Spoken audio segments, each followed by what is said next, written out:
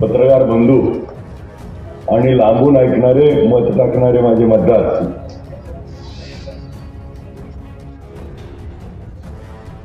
शरदचंद्र पवार साहेब या देशामध्ये परिवर्तनाची शंखनाद केला आणि महाराष्ट्रामध्ये ज्या मराठी माणसाचा, बाळासाहेबजी ठाकरे साहेबांचा, उद्धवजी बाळासाहेब ठाकरे साहेबांचा पक्ष फोडला. उद्धवजी बाळासाहेब ठाकरे साहेबांना पक्षाच्या मुख्यमंत्री पदावरून खाली खेचलं. वयाच्या 84व्या वर्षी पवार साहेबांचा पक्ष फोडला आणि या महाराष्ट्रात अभद्राची युती झाली.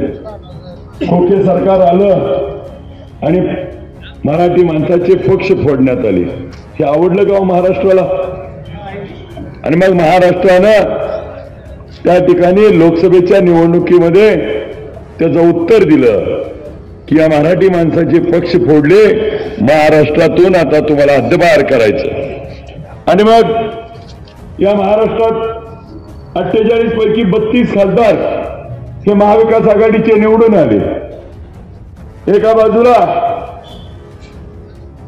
महाराष्ट्रामध्ये परिवर्तनाची लाट असताना आता ती अजून तीव्र झाली आणि आता महाराष्ट्रामध्ये विधानसभेमध्ये पवार साहेबांच्या विचाराचं सरकार महाविकास आघाडीचं येणार आहे.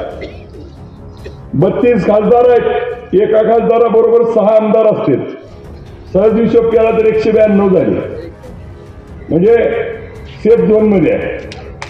लागायची 145. त्यामुळं महाराष्ट्रात पवार साहेबांच्या विचाराचं सरकार येणार आहे.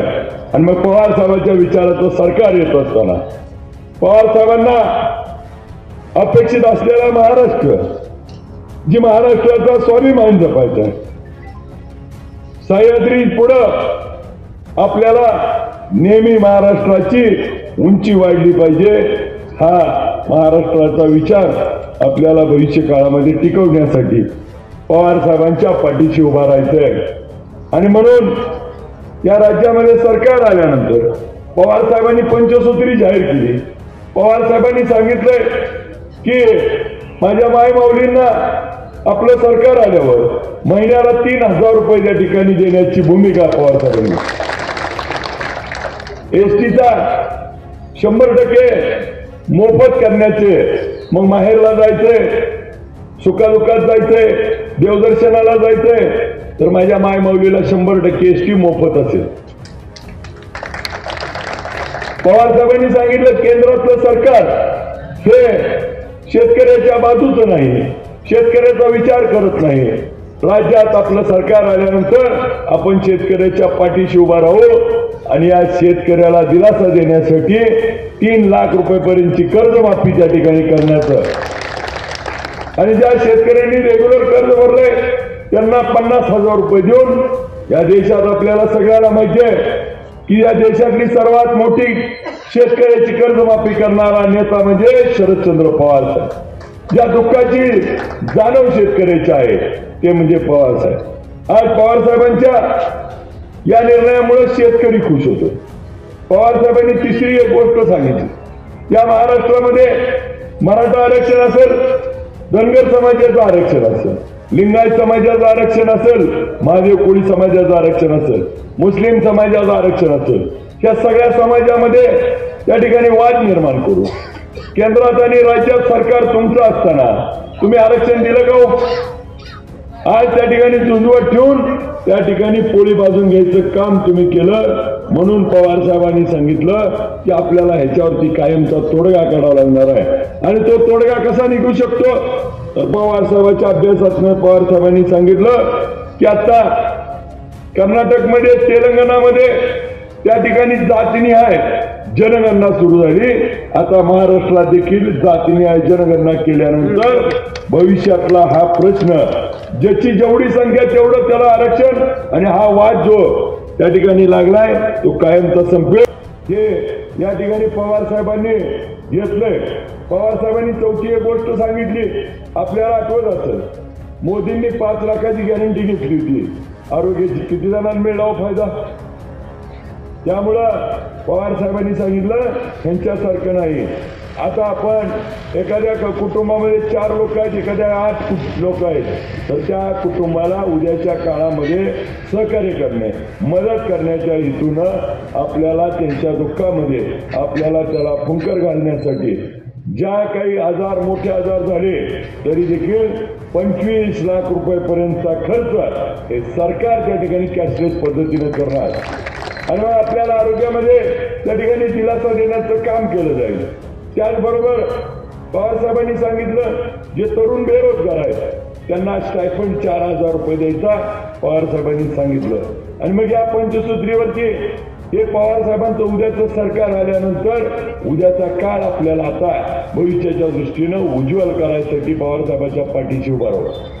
पवारसाहेबांचं महाराष्ट्रात सरकार येणार आहे आणि मग पवारसाहेबांच्या विचाराचा आमदार देखील माढा मतदारसंघात असला पाहिजे. म्हणून उद्याच्या 20 तारखेला तुतारी वाजवणाऱ्या माणसाच्या पुढचं बटन दाबून पवारसाहेबांचे हात बळकट करायचे.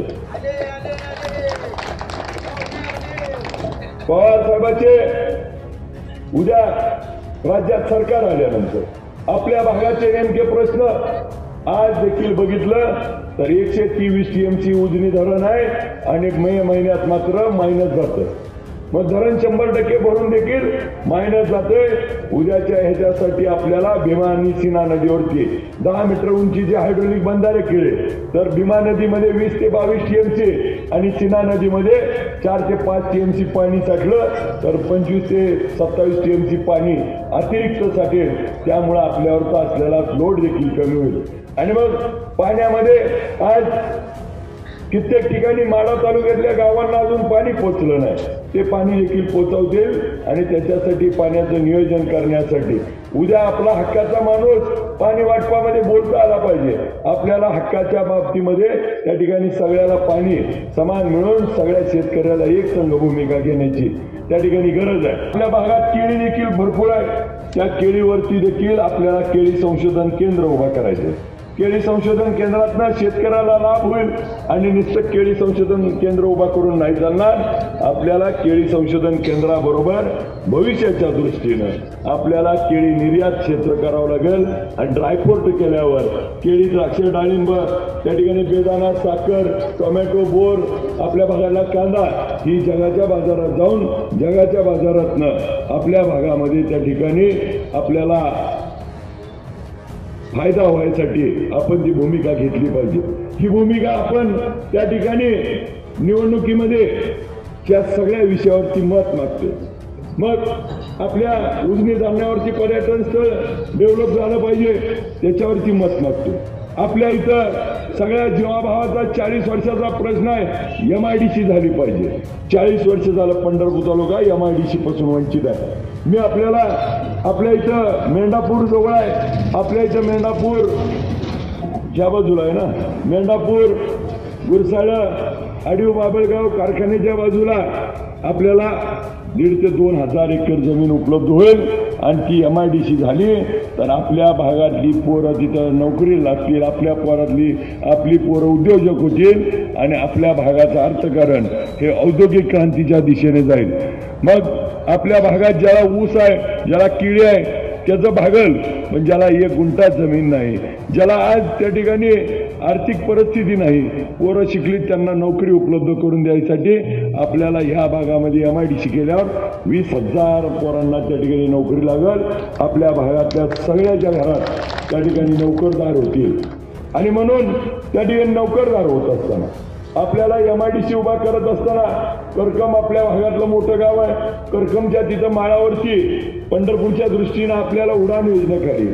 त्या ठिकाणी आपल्याला विमानतळाची मागणी करून ते विमानतळ देखील पवारसाहेबांच्या माध्यमातून, खासदार साहेबांच्या माध्यमातून करून घेता येईल आणि मग आपलं अर्थकारण मजबूत होईल.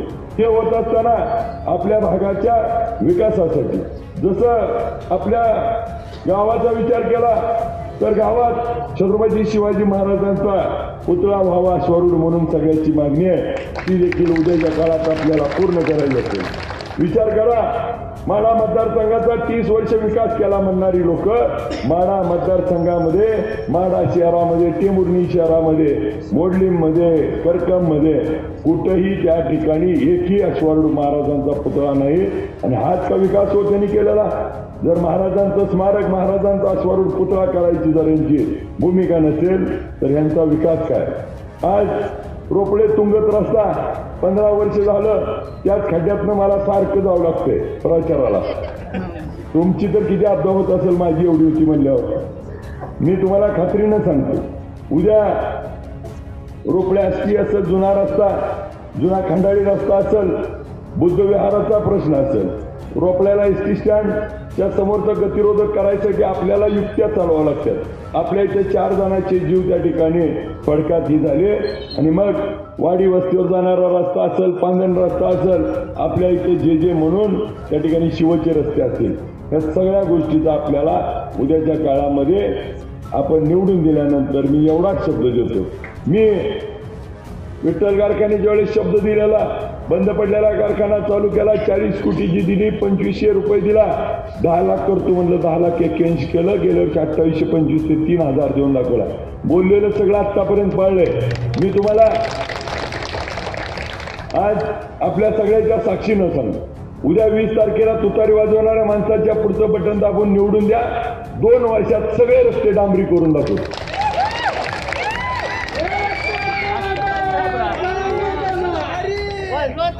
त्यामुळं जरांगे दादांनी पण त्यांना पाडायला सांगितले.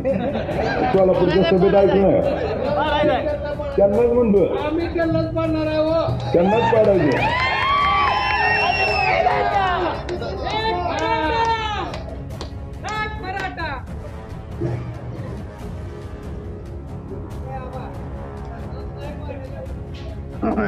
अनु काळजी करू ना. यासाठी उद्याच्या निवडणुकीत आपल्या उजनी पाण्याचा नियोजनाचा जे अभाव होतोय तो देखील आपल्याला उद्याच्या काळात करायचा आहे. आणि मग ते करत असताना आपल्याला या सर्व प्रश्नावरती, आता बरेच प्रश्न, अल्पभूधारक शेतकऱ्याचा, तरुणांचा प्रश्न गेले 46 वर्ष प्रलंबित आहे. हे असे जे प्रश्न आहेत हे मी खात्रीनं सांगतो, आपल्या समोर बसून साक्षीनं हे सगळे प्रश्न उद्याच्या काळात आपण सोडूया. ही निवडणूक नेमकी टप्प्यावर कोणती आहे बघा. साधा विषय सांगतो की आपण सगळ्यांनी, मला एक संधी दिली होती विठ्ठल कारखान्याला. 2 उमेदवार आहेत त्या ठिकाणी, तुमचा अभिजित एक आहे आणि समोर रणजित भाई आहे. समोरासमोर त्या ठिकाणी तुलना करून बघू की या तुलनेमध्ये आज मला विठ्ठल कारखान्याला तुम्ही निवडून दिलं, सहकारी होता. त्यांना वडिलांच्यामुळं सहकारी दूध संघाला चेअरमन केलं. बंद पडलेला कारखाना चालू व्हावा, 100 रुपये कमी मिळाले तर चालतील अशी अपेक्षा होती तुमची. तो कारखाना चालून 7,26,011ला गळप केलं. त्यांचा बंद पडलेला जिल्हा दूध संघ सुरू होता, 38,000 लिटर दूध होतं, तो 1 लाखावरती गेला. आपण कारखाना 11 लाखावरती नेला. त्यांनी दुधाचा भाव काय केला? आपण ऊसाचा भाव, त्यांनी आपल्या कारखान्याला अडचण होती, आम्ही सगळ्या संचालकांनी स्वतःच्या नावावर कर्ज काढून कारखान्यात पैसे टाकले. त्यांनी काय केलं? त्या जिल्हा दूध संघाच्या जमिनी विकून कमिशन खाल्लं. शेतकऱ्याच्या नावावर बोगस कर्ज काढली, आम्ही स्वतःच्या नावावर कर्ज काढून कारखान्यात टाकली. आज जिल्हा दूध संघ बंद पडलाय, आपला विठ्ठल कारखाना डरकाळी फोडायला लागलाय, पायाच्या जिल्ह्यापर्यंत बोर्ड लावायला लागले. मग समोरासमोर तुलना आहे. दोन्ही लोकांना दोन्ही सहकारी संस्था चालवायचा योग आला होता.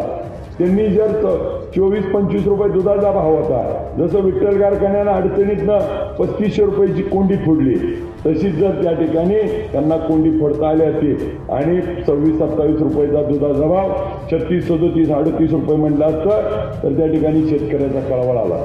आपल्याला आठवतंय का? औदुंबरांनांचा काळ होता.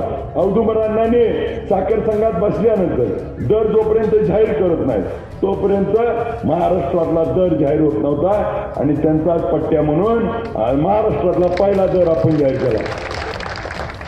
मला या निमित्तानं अधिकीचं बोलायचं होतं, परंतु आता घड्याळसारखं दाखवायला गेली की थोडं शेवटचे मिनिट राहिले.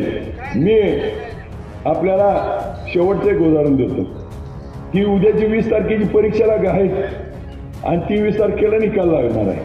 आता बघा सर बसलेत समोर.